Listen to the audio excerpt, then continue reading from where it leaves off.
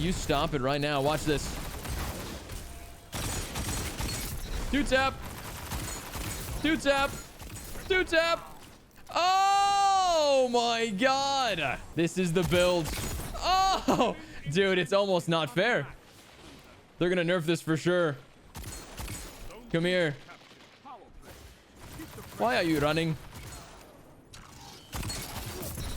Oh my god, I'm nasty. When I made the Warlock Solar 3.0 build, I thought it was pretty strong. But now, with the Hunter Solar 3.0 update and the new abilities, Hunter may be the strongest Solar character in PvP in Season of the Haunted. Let's get into it.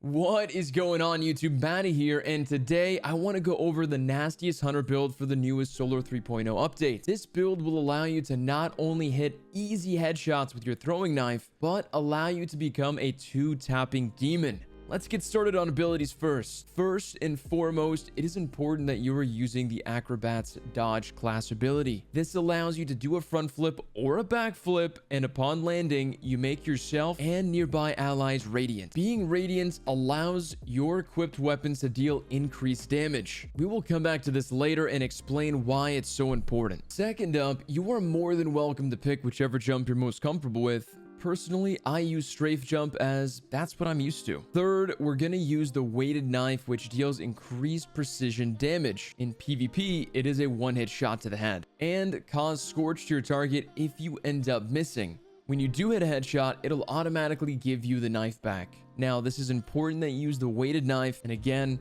we'll go into that reason later. On to the last ability. I personally enjoy using Trip Mine, as you can really do a lot of damage to enemies who try to tuck into the corner only to have a nade stuck and pointing at them from the opposing wall. I advise using Trip Mines and getting used to them, but alas, you can use whatever nade you feel most comfortable with. On to the aspects. The first aspect is going to be called Knock 'em Down. This allows Golden Gun Deadshot to have increased duration, Marksman to have increased damage resist and duration, and Blade Barrage to launch even more projectiles, while Radiant, hitting kills with your throwing knife, fully refunds melee energy as well, so it kind of sounds like a must in my opinion. On to the second aspect. We have On Your Mark. This allows final precision blows to grant you and your nearby allies increased weapon handling and reload speed for a short duration. I believe it's about 10 seconds and it stacks 3 times. Now, if you have a sniper on your team, this is a really nice aspect to have. And even if you don't, hit your headshots, kid. Get a headshot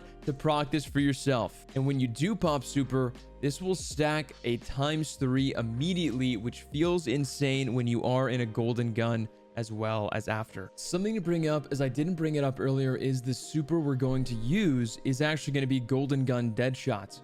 This will allow us not only to have more than 3 shots, but getting a shot refunded to use when we do get a kill.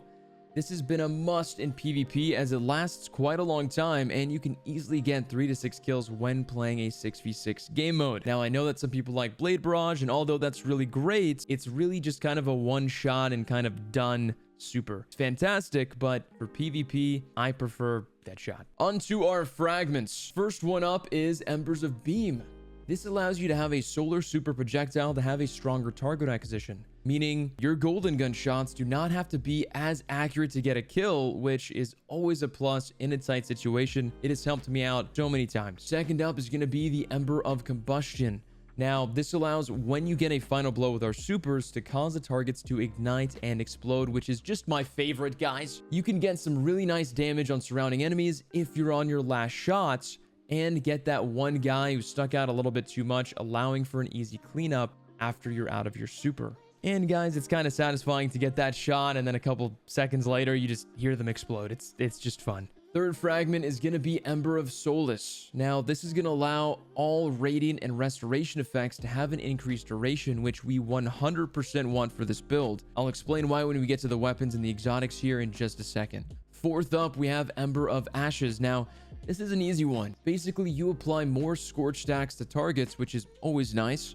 Get them burned and keep them burning for just a little bit longer. And for the fifth aspect, we have Ember of Torches. Powered melee attacks against combatants make you and your nearby allies radiant. Get a knife throw headshot or just punch someone to death, and it makes you and your friends now have more damage on your weapons across the board. Really sweet that all these stacked, and radiant lasts a bit longer due to our previous aspect and fragments. Okay, now for the other half, what weapons and exotic armors are we rocking? First up, and the most important piece of this puzzle, is gonna be Ace of Spades. Let me explain. When you get a headshot or just a regular kill with Ace, you get something called Memento Mori, where reloading after getting a kill gives you 6 bullets that do 90 to the head. See where I'm going with this? Once you proc Memento Mori and then you dodge, giving you radiance for an extended period of time, to about 10 seconds, you now have so much damage stacked that you become a 2-tapping machine. Yes, I know it's disgusting. All you have to do is get 1 kill,